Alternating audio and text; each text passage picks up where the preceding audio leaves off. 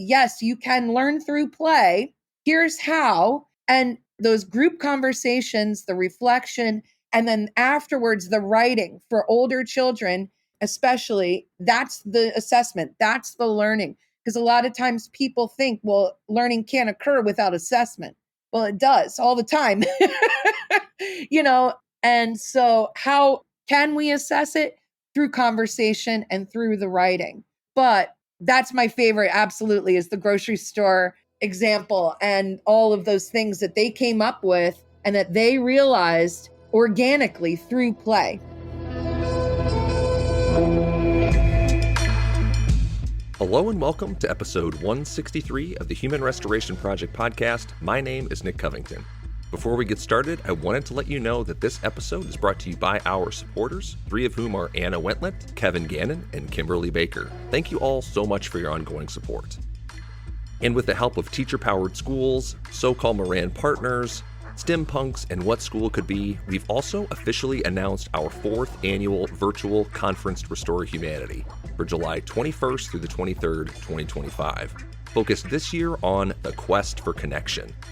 This year's lineup features a number of workshops and panel discussions with educators like Nawal Karouni, Shanae Bond, Angela Stockman, Shayna White, Dr. Emma McMain, Will Richardson, Audrey Waters, and so many more. We honestly couldn't ask for a better dream team to help navigate the challenges facing education in 2025 and beyond. If you're interested in joining us, tickets start at just $50, and you can find the full lineup at humanrestorationproject.org/conference.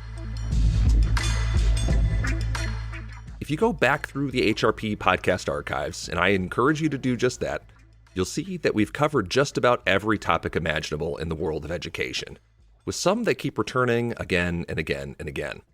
But one area you'll probably notice a regrettable gap is in early childhood education, pre-K through early elementary. One reason is that it's just out of the experience of the two high school social studies teachers who started the podcast. And another is that foundationally, at least for the classrooms that I've visited since, pre-K through early elementary tends to get a lot more right about developmentally appropriate instruction and schooling than the middle and high school grades that follow. That's a large part of why I reached out to my guest today to help unpack the ideas that make early childhood education such a powerful and important part of a child's life. Heidi Echternacht is co-founder of KinderChat, a weekly professional conversation, resource library, and online network for early childhood advocates and educators. Created and led by teachers, KinderChat has hosted global discussions between and among professional educators and in-service teachers for over 10 years. Author of the KinderChat Guide to the Classroom and the KinderChat Guide to Elementary Projects, Heidi has been an educator of children for over 20 years and currently teaches second grade in Princeton, New Jersey. Thanks so much for joining me today, Heidi. I'm glad to be here.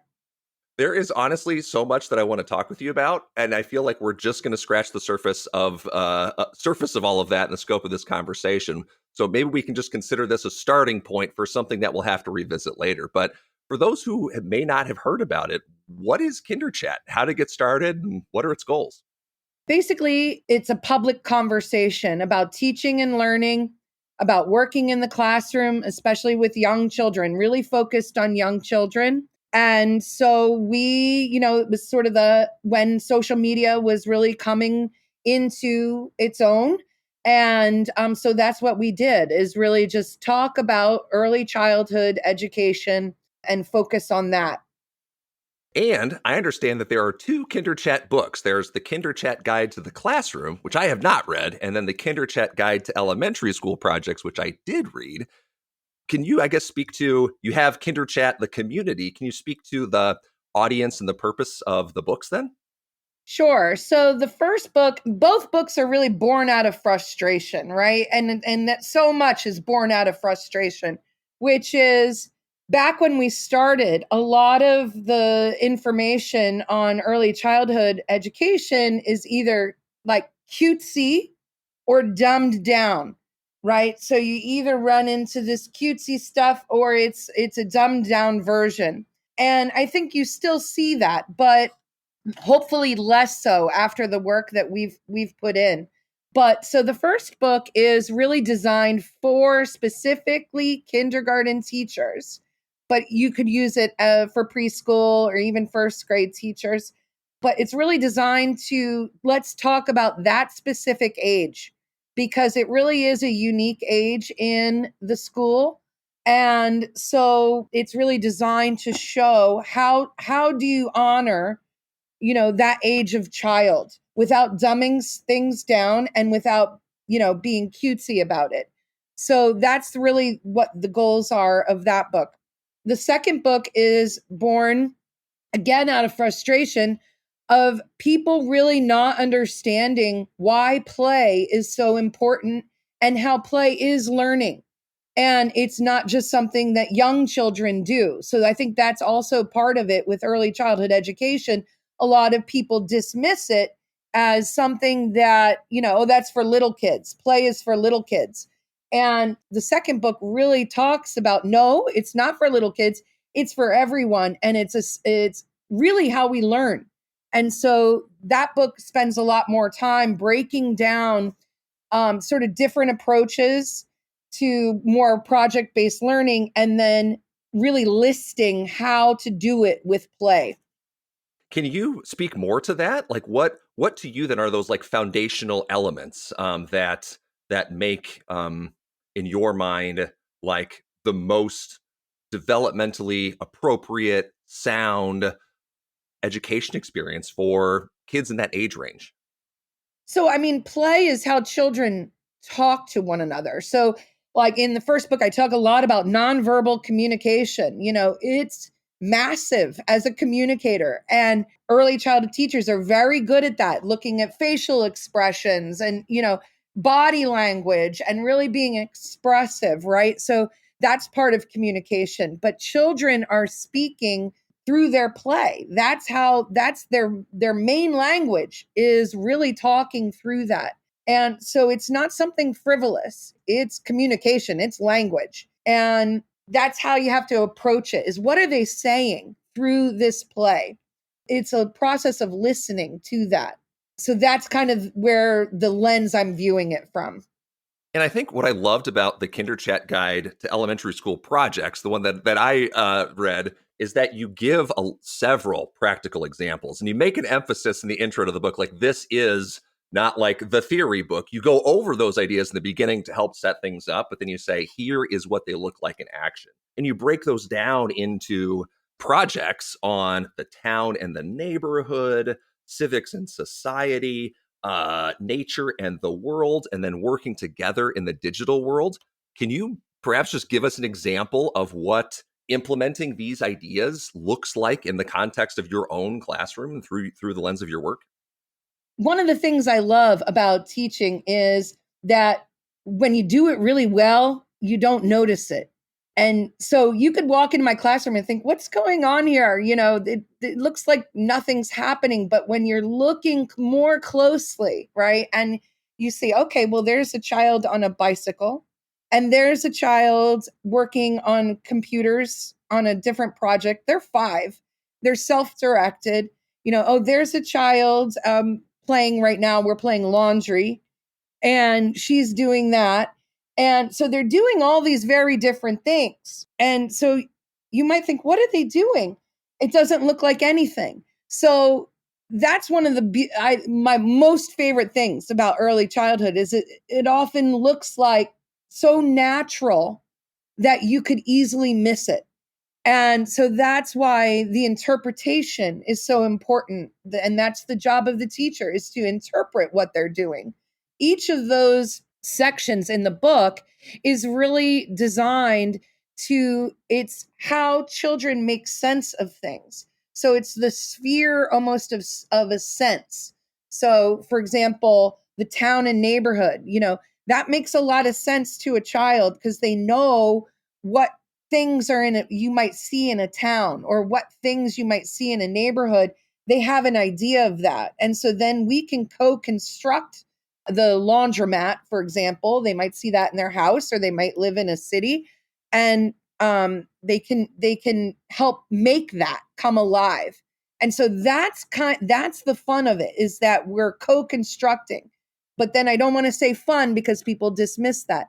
That's the learning. So what kinds of things might you see in the laundry? what are people doing in the laundry? And let's see now how we're going to put that together to make sense. And people are so dismissive of that play aspect because they wonder, like, how do you know that kids are learning something? And I think the answer is often like so obvious that people maybe just dismiss it as being too easy. And the answer is really just like, talk to kids, ask them those questions. They will speak to you about their experiences and their sense making. And then the role of the teacher becomes, oh, putting the concepts to those things. And I really underline an example in that town and neighborhood where the kids were playing grocery store. Yes, And that's then the you one. go through, I love that one so much because then you include the responses from a group of fourth graders who are working at the store during their social studies class time. And there's honestly nothing more powerful than just hearing it in students' own words. So they each had different roles that were in the grocery store. Some were stockers, cashiers, bankers, managers, and they say things like, you don't want to sell the food for too much because no one will want to buy it. 10 units is too much. Okay, then what economic concepts is that student speaking to, right? They're speaking to, something I taught to high school seniors about supply and demand, right? And here's a fourth grader nailing that same thing. Let's see, somebody else speaks to prices. Oh, someone else says the workers take charge of their jobs. Sometimes there's arguments, but they find a way to work together, right? Like, and who as an adult hasn't experienced, those interpersonal tensions at work, or even like ones that arise, to like legal means, right? There's a relationship between employees and employers, right? We got to navigate all of those things. Kids are experiencing that, speaking to it. And then again, our job as educators to put those concepts on it. And you ask that teachers go further to ask students to write and reflect upon those things too, because another thing that we know from Dewey is like we don't learn from experience, we learn from reflecting on those experiences. So giving kids those frameworks. I kind of have a smile on my face and chills just thinking about that experience that kids have and those aha moments that emerge later as they're reflecting on it. And that's the beauty of it. I think the grocery store is probably my strongest example where you can really see, because when you start playing, a lot of projects approach it as, let's learn all about the grocery store and now what kinds of things. And then we go into food and maybe food production. Okay. And we come at it from an adult perspective.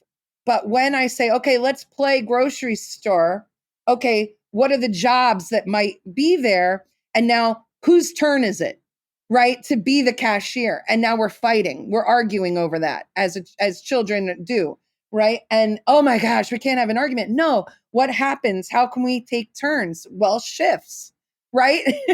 Shift work.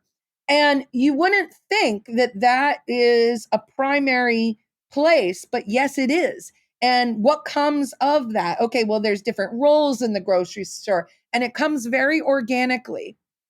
And from that, then, okay, what comes next and what comes next? And so, and absolutely. And then the conversation about that as groups. So I think that's the book tries to get at that. Yes, you can learn through play. Here's how. And that those group conversations, the reflection, and then afterwards, the writing for older children especially is that's the assessment, that's the learning. Because a lot of times people think, well, learning can't occur without assessment. Well, it does all the time. And so how can we assess it? Through conversation and through the writing. That's my favorite, absolutely, is the grocery store example and all of those things that they came up with and that they realized organically through play. Yeah. And then to, explain to them how those have their counterparts in like the quote unquote real world outside of school. As adults have had to navigate these same things, right? They're living and experiencing and playing in this, low stakes microcosm of like the whole world. And what a great experience for them. And I think another thing that you write about in the book is, how often, again, play is kind of derided or dismissed because, it's not viewed as being efficient. There might not be some super concrete learning objectives. You're not in control of the clock at all the time or the pace at which students are learning. But one realization that kind of came to me is that, well, in a lot of imagine that you had to like direct instruct the grocery store, right? How long that would take months, right? For each kid to individually read and learn about the roles, right? Take these assessments. You have lessons about the cashier, the stocker, the how you do all of those things, etc. And by the time you get to the play part, right, it all of the emergent ideas are sucked out of it, right? Kids are bored. They're not actually learning. They're just executing on like some pre-programmed design. So it was kind of like the antidote to that argument that like play is inefficient because kids are actually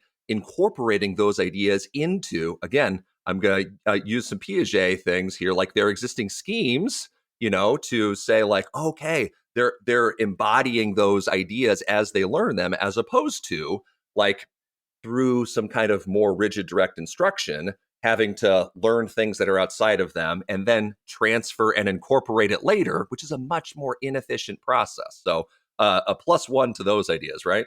You nailed it. I mean, that's it. That's it exactly, is that when you compare the amount of time, this grocery store was a 2-week project. And that's what they got out of that. Now, meanwhile, I am feeding in the back. There are some ideas about economics that I have been feeding through actually gameplay. There was a game that we were playing online that was talking about supply and demand, but that was separate. And then here they're really using that. So the time difference is amazing. It was a 2-week project versus, all that time, as you're saying, it is really efficient. Yeah. Or taking a test at the end of a unit about grocery stores. Like, again, like the weird schoolish things that we do that try to put learning into a box that, that it really isn't, particularly for these younger kids.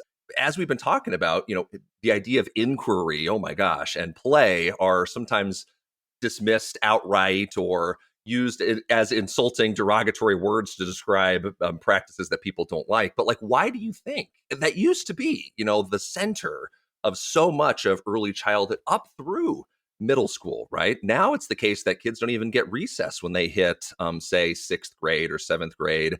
We decide to put all of these 12-year-olds who are all at the same weird stage in their, adolescence, all in the same room. And then we're like, oh my gosh, the middle school experience sucks for kids and adults and everyone else. So like, why do you think, for me, I'll put my cards on the table here. I think inquiry and play are like the healing factors that could really resolve some of those issues. But why do you think in your experience, 20 years doing this work in elementary and then helping teachers out there too, why are these things such a tough sell to teachers in schools?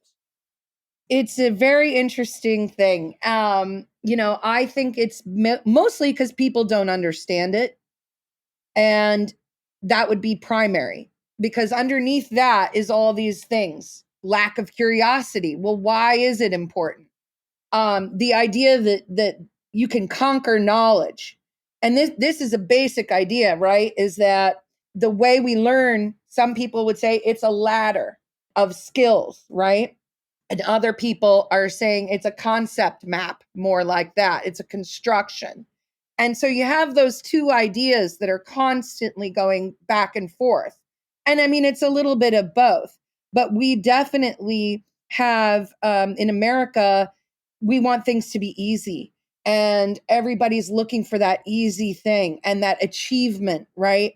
It's easier to stick a badge on somebody and say, okay, well, you've achieved unlocked level 4, right, than it is to talk about the understanding, which is a totally different kind of way of looking at things, which is conceptual. That's the main reason. And underneath all of that, going back to people don't understand it, then you have a lack of support for, if you don't understand it, you can't support it. And then it's also hard to do well. It's not an easy thing. And so you have all of those pressures coming onto a teacher or a school system or whatever it is. And it's easier just to kind of say, okay, forget it. I'll do a little project designed for that. And then I'll spend the rest of my time, covering subjects and moving through the coverage of it. rather than really diving into understanding. And then play also, inquiry is on one side and then you have play on the other, is people look at play as a break from learning because it's dismissed into recess. So recess is when they go outside and go crazy and there's chaos. And that's when all the fights happen, all the arguments happen. So play is bad because it's a break from learning. That's when trouble begins. We've got to cut it. No, it's actually the opposite. And it's when they're applying what they've learned. So if they've learned that unkindness, for example, gets you forward, we're going to use that during our playtime. Or if some kid's struggling during play, they're going to use that. That's when all the reality of things come out at playtime and more behaviors. But that also speaks to, mental health and wellness of children, and that the more you take that play away, you're also seeing a rise in that frustration level and all of those things. That's a little different side note, but that these things are really all together. So, especially in lower income where you want to try to get achievement, you take the play out, which is the worst thing you could do because the amount of language that happens, the amount of intersecting concepts that happen, they need more play, because the wealthy schools certainly aren't taking play out. But, I'm now going into other things, but that is the reason I would say why those two concepts are very dismissed, is primarily because of those things. Misunderstanding. And all of the things you talk about, they're all related, right? So once you start to look at that problem, it branches off in 100 different directions, and you begin to see it for what it is, and to begin to maybe unpack it, right? I try to reconcile the notion of achievement and how we measure that with the kinds of things that we were just talking about in the student reflections on, say, their role at the grocery store, right? How does that experience and that student reflection, which to me clearly demonstrates some amount of deep learning, right? How does that get reflected in the kinds of assessments that states and schools put a lot of value in, right? I mean, standardized tests are really like two subjects, like reading and math for a lot of elementary kids. And, if you can't put learning into a box that can be measured on those assessments, then it doesn't count, And so, again, to speak to what you had said there about the teachers don't have a lot of models, right? If you're in a place where high stakes testing is really prominent, valued, the stressors are all around that, well, then that might be the life that as a professional educator, right? And that's how you try to get your kids to perform.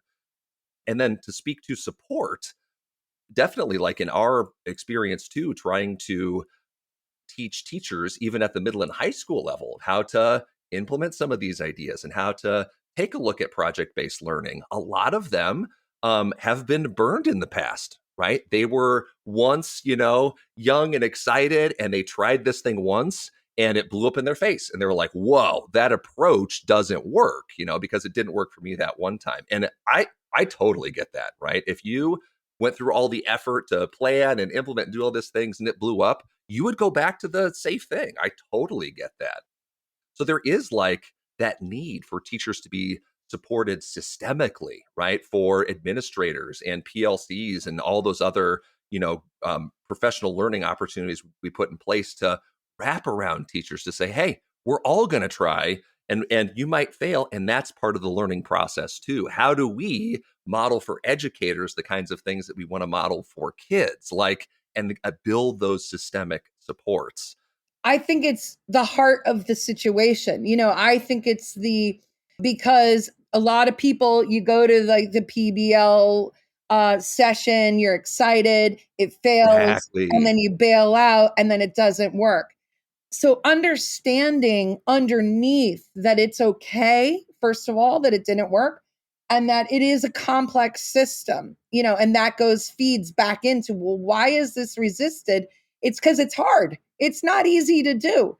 And we're all looking for that easy thing in some ways. But really what we're ultimately looking for is building understanding, building sense making, doing all, and that's what these books and all of this came out of is, 20 years plus of trying to make sense of education and all this stuff is how this all fits together.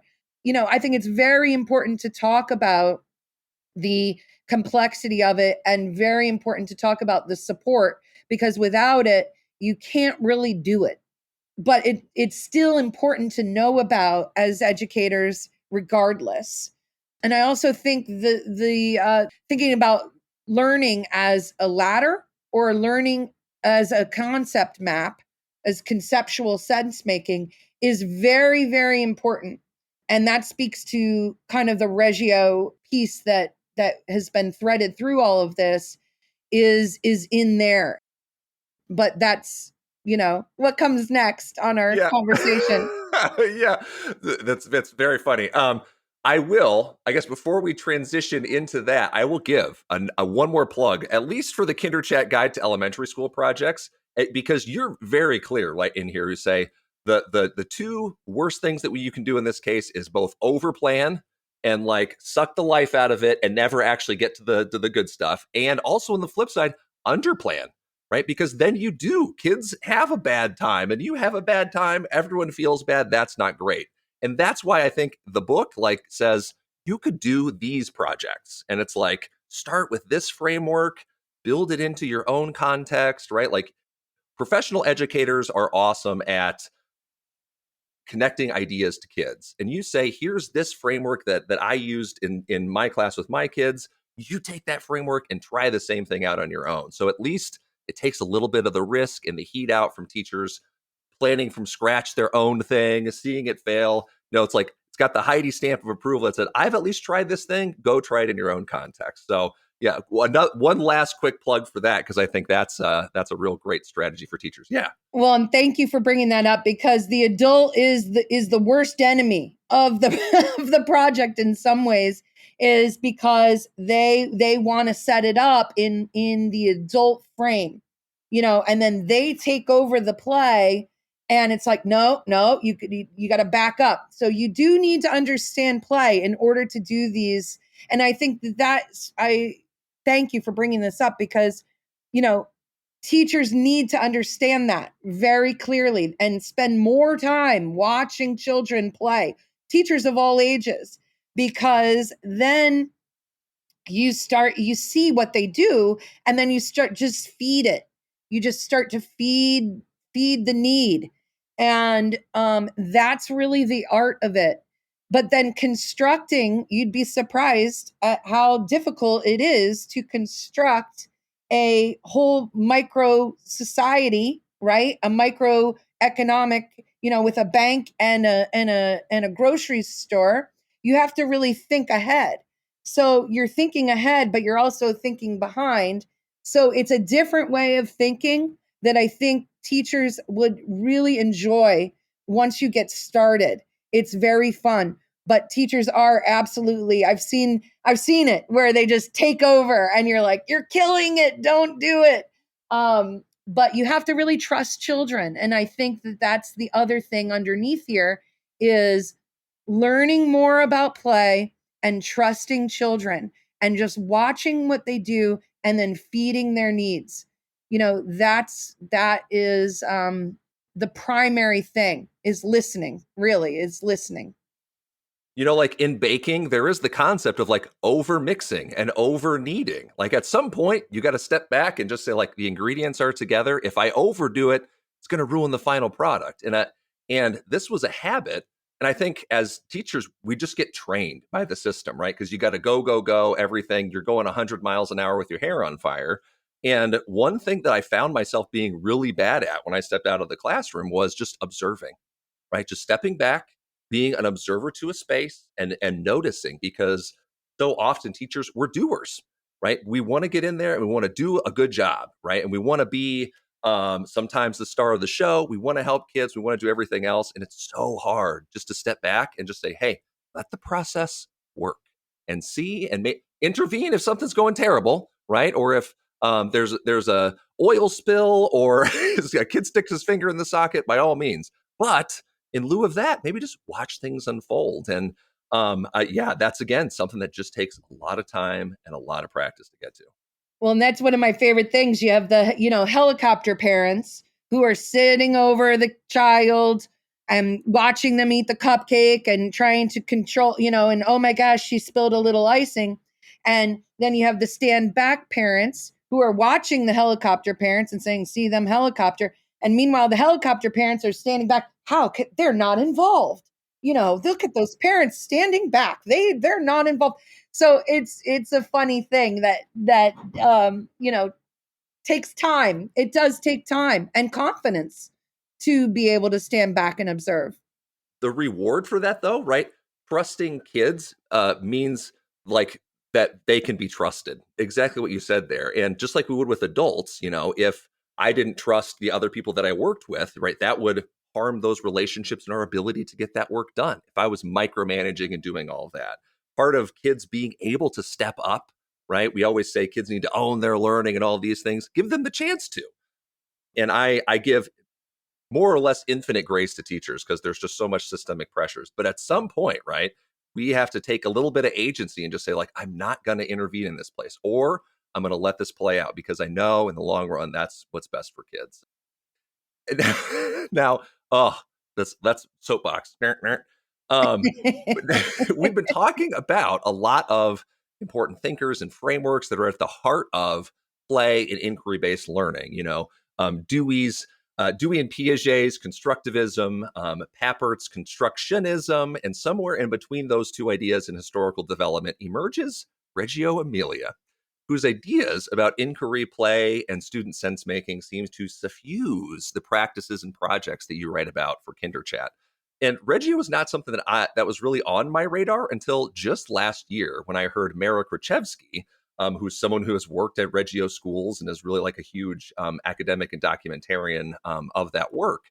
I heard her speak about Reggio and pedagogical documentation at the Progressive Education Network conference, and it kind of blew my mind. And I feel like in another life, I really missed my calling to be a Reggio pedagogista, or however we might conjugate that. I don't know if that's a gender neutral term, but could you explain? I mean, I'm so excited about this idea, the historical context. Could you just explain a bit for listeners who don't know that historical development, how it emerges in that particular context of post-war Italy, and what some of the fundamental pillars, perhaps, of the Reggio practice are?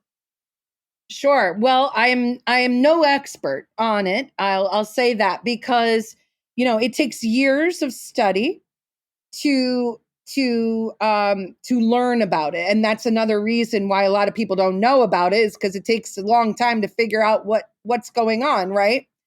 And again, people are looking for that easy answer, but it is a philosophy of education, basically, that was born out of World War II. It's a reaction towards almost towards certainty. You could almost say it towards certainty. That's what the reaction is. So central to the philosophy is teacher as interpreter. Okay, interpreter of children, of their of the language of children. Essentially, what are they doing?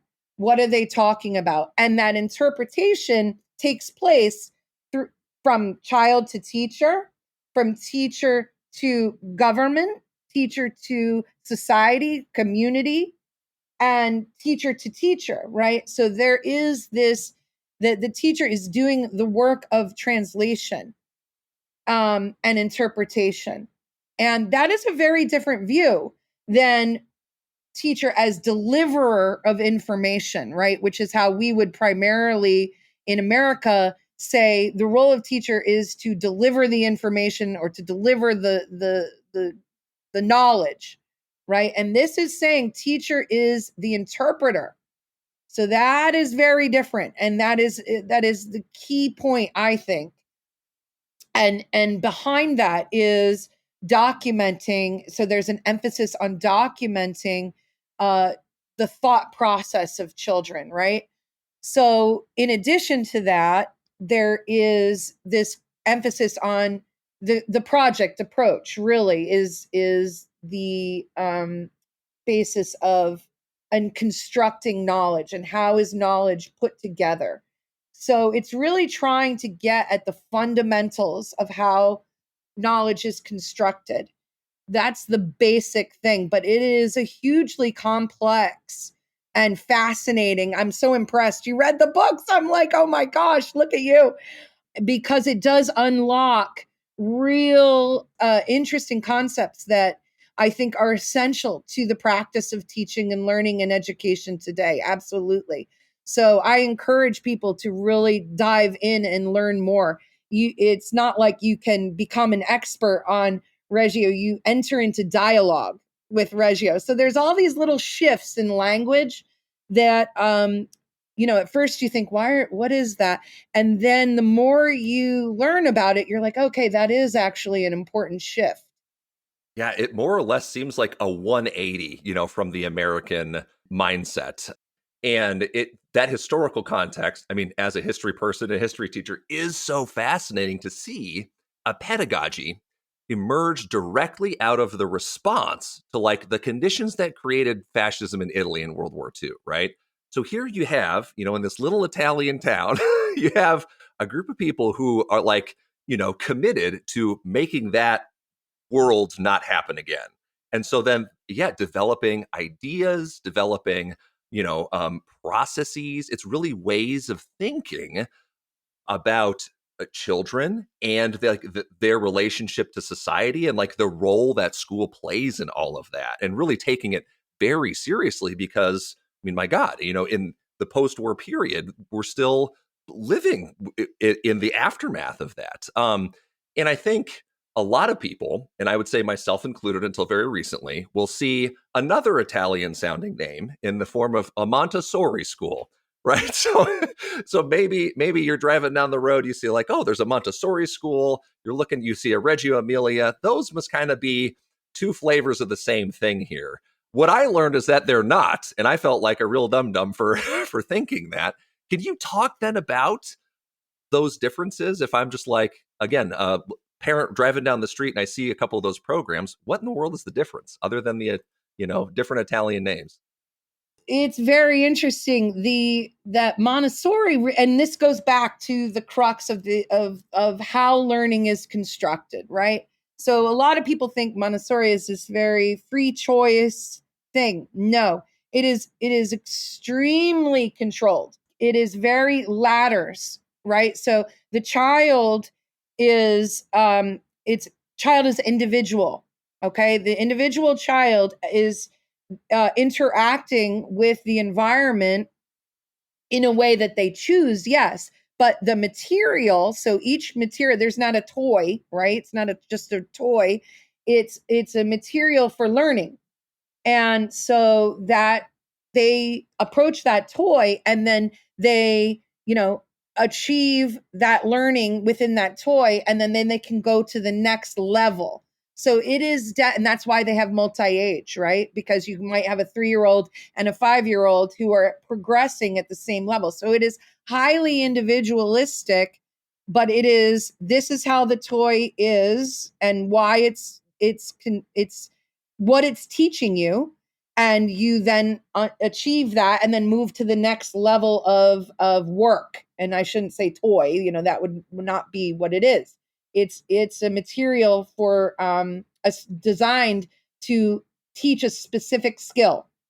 And so Montessori is really approaching learning as a ladder that you are climbing, and you're doing it individualistically, and it is very structured. Okay, so that's on that side. And the most interesting part is Mussolini loved Reggio, or not Reggio, Montessori. I'm sorry, Mussolini loved it, and I just became so interested in thinking about why. And that unlocked a lot for me in terms of the disadvantages of ladder structures of learning. And I don't mean scaffolding, because scaffolding is also a little bit different, but that achievement based, I'm going to just say that. In comparison to Reggio, which is a reaction against Mussolini, really. And so it is much more conceptual. and it is much more group based. Let's talk about this as a group, and here's a reflection. Here's a dialogue of what the group was thinking, and here's documentation of that, and here's how we did that and approached that. So they're two very different, approaches. And you won't really go and see a Reggio school because it's very, it's not something that's formalized. You'll see schools that say Reggio inspired. And a lot of those, some of them don't know even a lot of the complexity that is in there. And some are unbelievably beautiful. I visited some Reggio schools in New Jersey, and they really understand exactly what's happening. So there is, and that, you'll see that in Montessori as well. You'll see a wide variation, a wide interpretation. So it's not easy to know about. That's why a lot of people don't know about it. So I just found the contrast between the two so interesting. I was really captivated by that idea. Yeah, it is wild to read about that history and to think Maria Montessori is starting up this method in these schools like in the pre-war or like in the 30s in Italy. And then Mussolini comes along. He's like, oh, this is great. Like, I want to teach everybody about Italian nationalism through these Montessori schools. And my understanding, I mean, I haven't like studied it so much, but is that Montessori was like horrified by that. She bails. She comes to the United States. And that's kind of when, I don't know the relationship between Dewey and Montessori, but, they're kind of navigating the same time period there. So, yeah, it is just very interesting to think like the Montessori has that reputation of being like this open, loose, like Sudbury school sort of thing. And it's like a really tightly controlled method. That kind of shocked me. And Reggio as like, I don't mean a mindset. It's like really a way of bringing an idea into a space and then just like setting up, I don't know, like the setting up the environment so that way the idea can emerge organically. I guess I don't know, but it's so wild.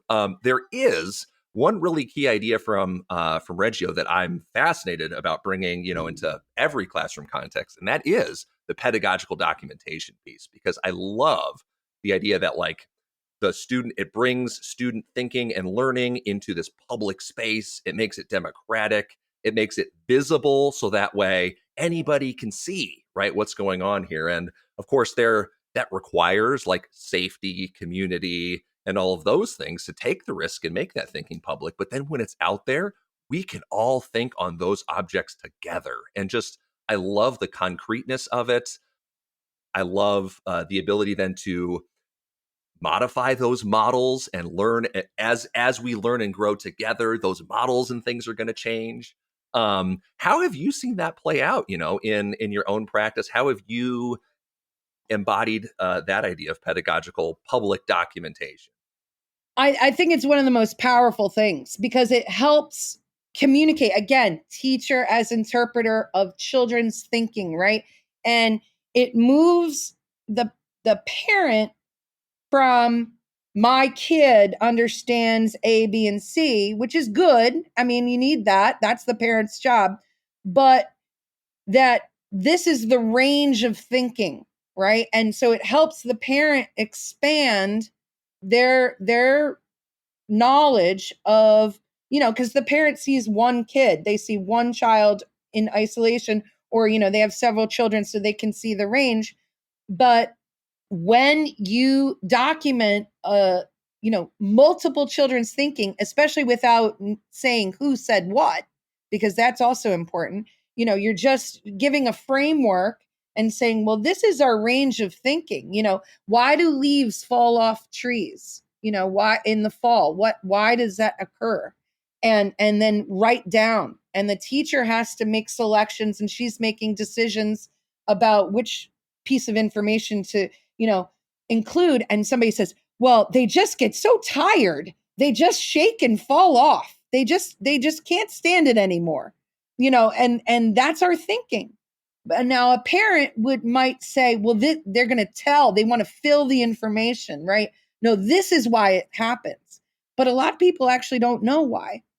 And so, so these are the kind of questions. And when you show that thinking and you make that thinking public in some way, it really helps people see the thought process and where children are in how, in the range of their thinking. And so it provides more conceptual frameworks around that rather than, well, this is why leaves fall off. They fall off because of the light. That's it. That's the answer.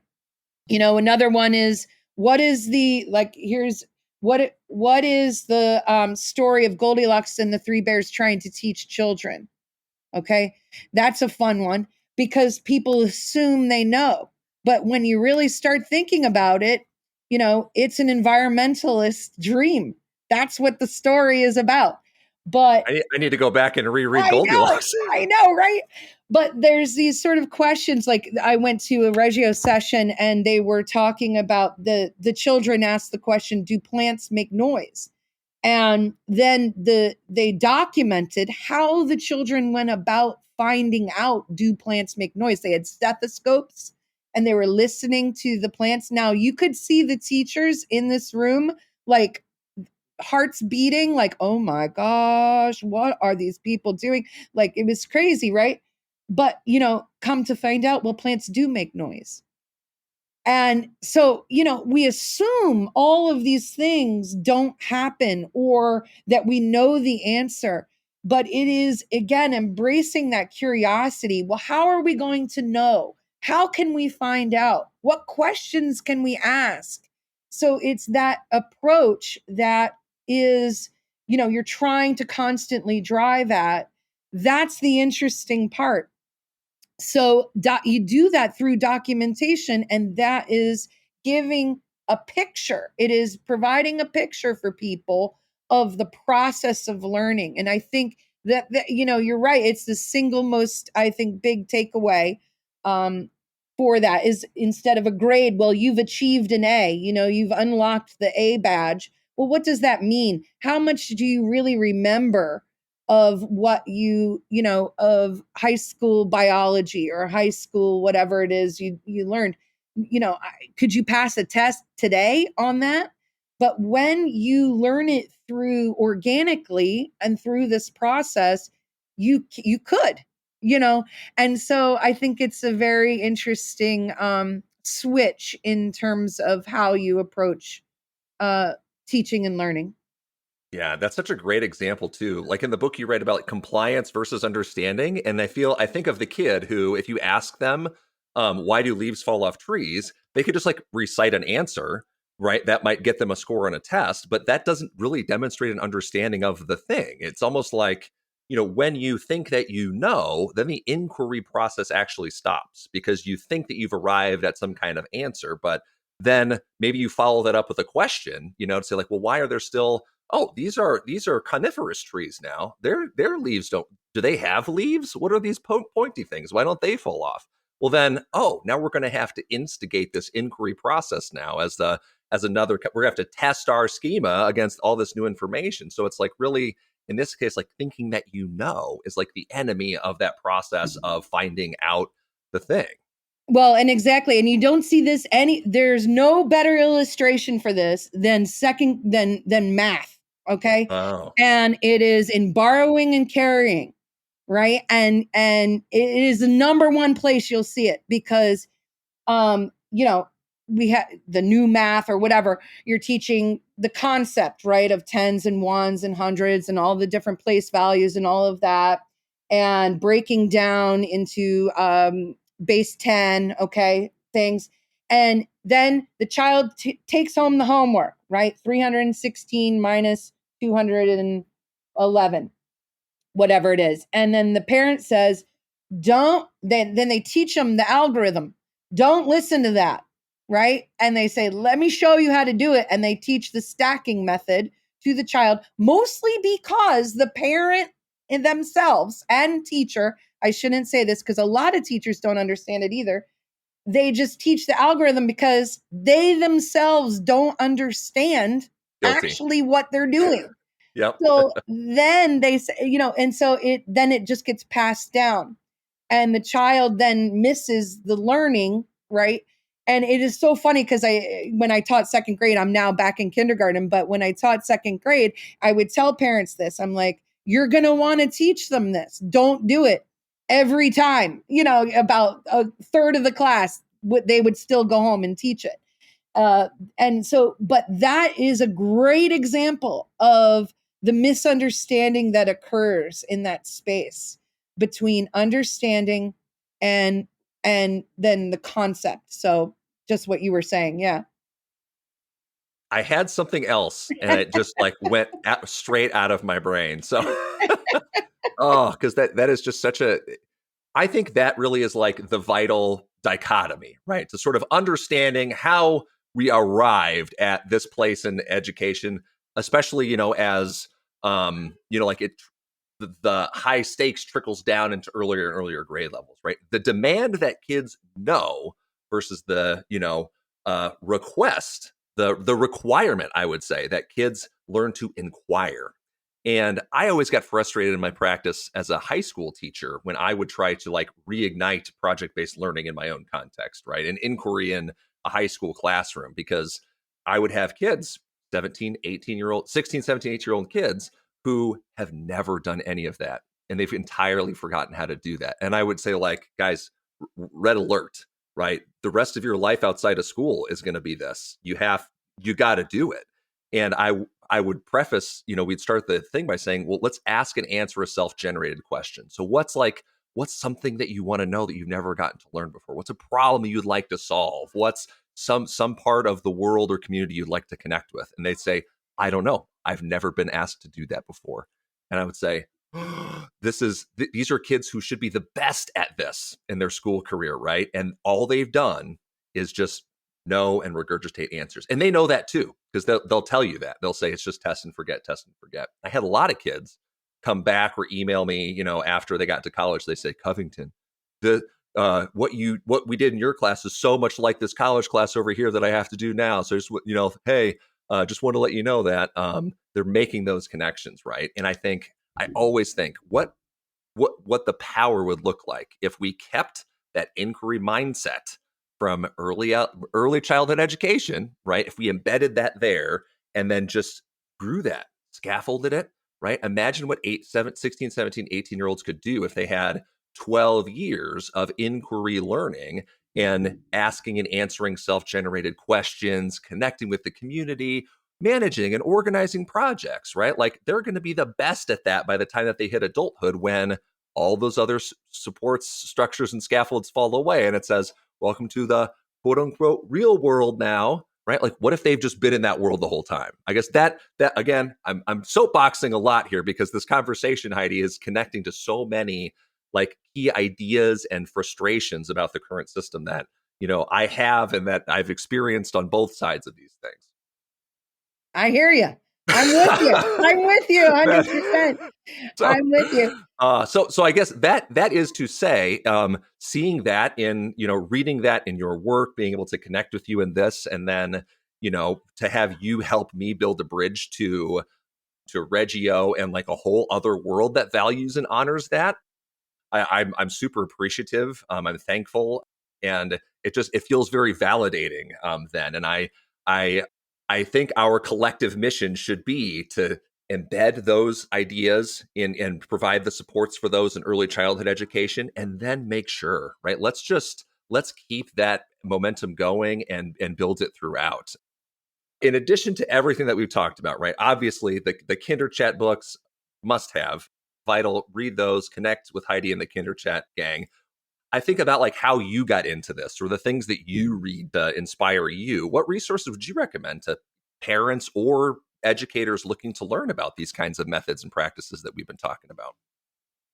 I think it's particularly difficult right now to find things that are reputable. There's so much out there now. It's just, I think, to sift through and find things as a parent.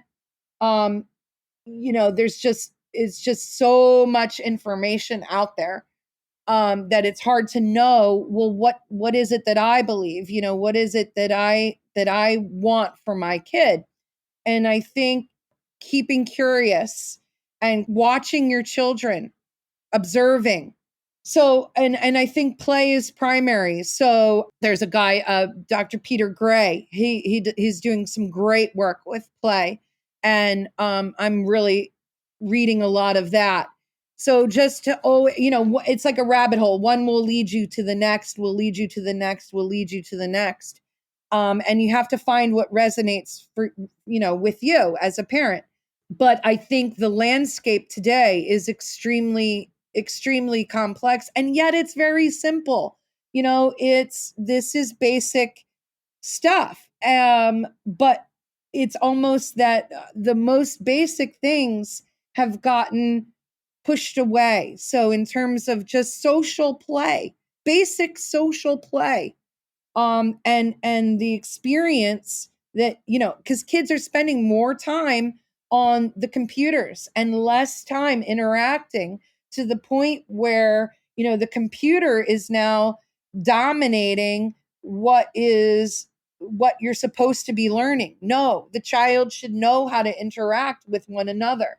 So, just those competing resources are difficult to move through. So I'm giving a bad answer to your question, because spending more time. We need answers. I know, right? We need concrete answers. That's it. Spending more time with each other and more time in communities. That is a huge resource right there. So almost less time in isolation, more time with each other, I think is actually a big answer. Yeah, that's huge.